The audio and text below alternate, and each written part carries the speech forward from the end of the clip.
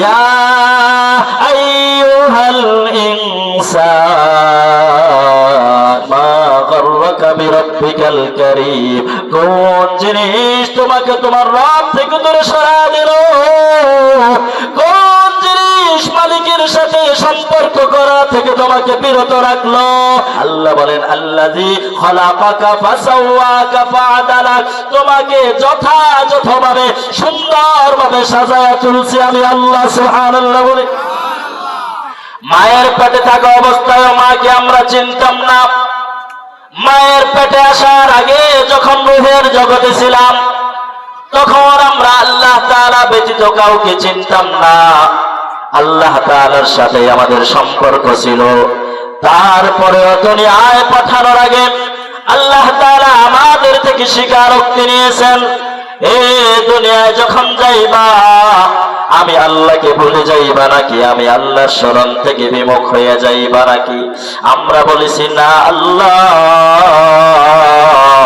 আপনি তো আমাদের সব, আপনি আমাদের রব, আপনি আমাদের মালিক, আপনাকে কেমনে ভুলে যাই?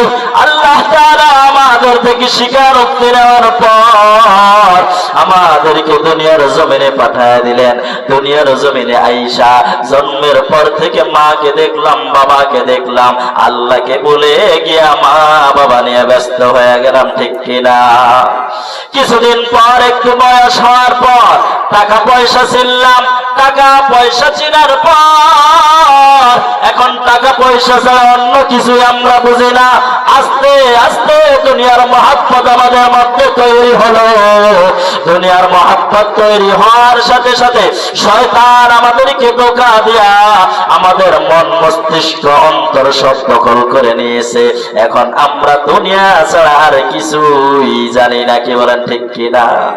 দুনিয়া ছাড়া কিছুই চিনি না, অথচ স্বীকারোক্তি দিয়ে আসছি আল্লাহ আপনাকে ছাড়া আর আমরা কাউকে চিনি না, আপনাকে কেমনে বলবো? দুনিয়ার জমিনে যখন আইসা আমরা দিনের পর দিন চলে যায়, রাতের পর রাত চলে যায়, সকাল দুপুর সন্ধ্যা রাত্র যখন চলে যায়, সপ্তাহের পর সপ্তাহ মাসের পর মাস যখন চলে যায়, আমরা আল্লাহ তাআলাকে স্মরণ করি না। আল্লাহর দিকে ফেরত আসার আমাদের কোনো নামগন্ধ থাকে না।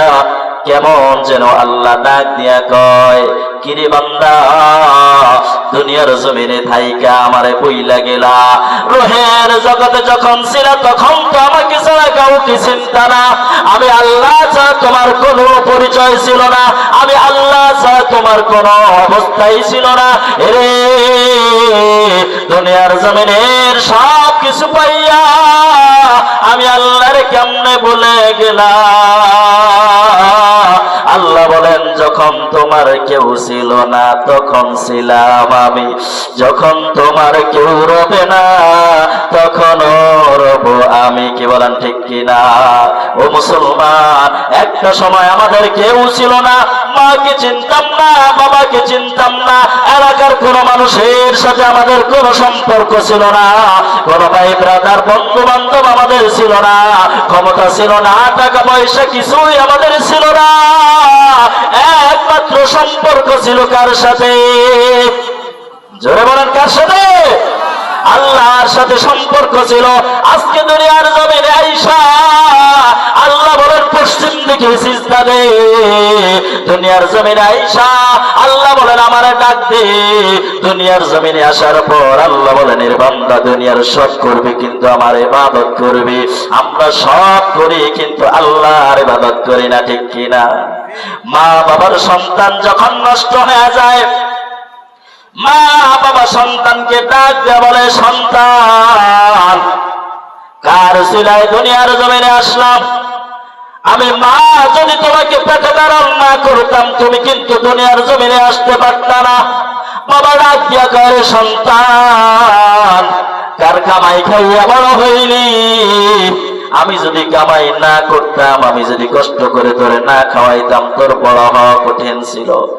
মা বাবা কামাই করে খাওয়ানোর কারণে, কষ্ট করে লালন পালন করার কারণে কোন সন্তান যখন আইনে বামে চলে যায়, এলোমেলো হয়ে যায়, নষ্ট হয়ে যায়, করুণ সুরে আফসোস করে মা বাবা সন্তানদেরকে সঠিক পথে ফেরত জন্য চেষ্টা করে, বারবার বলে আহারে কার উসিলায় এত বড় হইলি, তুই তো ভুলে গেলি আমাদের উসিলায় দুনিয়ার জমিনে আসলি, আমরা লালন পালন করার কারণে ক্ষমতা পাইলি, শক্তি পাইলি, বড় হইলি। এ সন্তান কেমনে ভুলে গেলি আমাদেরকে? আল্লাহ যেন বলতে চান, এ দুনিয়ার মানুষ কেমনে আমি আল্লাহকে ভুলে গেলি? দুনিয়ার জমিনে আইসা শক্তি পাইলি, টাকা পাইলি, ক্ষমতা পাইলি, বলার মতো শক্তি পাইলি, চলার মতো শক্তি পাইলি, সব কিছু পাইলি, কিন্তু আমি মালিককে ভুলে গেলি। আল্লাহ তাআলা সূরা ইনফিতারের মধ্যে আফসোস করে বলেন, ইয়া আইয়ুহাল ইনসান, রে মানুষ, মা গাররাকা বিরাব্বিকাল কারীম, কোন জিনিস তোমাকে তোমার রব থেকে দূরে সরায় দিল? কোন জিনিস মালিকের সাথে সম্পর্ক করা থেকে তোমাকে বিরত রাখলো? এ দুনিয়ার মানুষ, আল্লাযী খালাকাকা ফাসাওয়াকা ফাআদালাক, তুমি কি জানো না আমি আল্লাহ তোমাকে বানাইলাম, তোমাকে সঠিকভাবে অস্তিত্ব দান করলাম আমি আল্লাহ। আল্লাহ বলেন, আল্লাযী খালাকাকা ফাসাওয়াকা ফাআদালাক, তোমাকে যথাযথভাবে সুন্দরভাবে সাজায়া তুলছি আমি আল্লাহ। সুবহানাল্লাহ বলে। আমাদেরকে সুন্দর হাত, পাও, চোখ, কান কে দিলেন? অস্বীকার করার কোন উপায় আছে নাকি?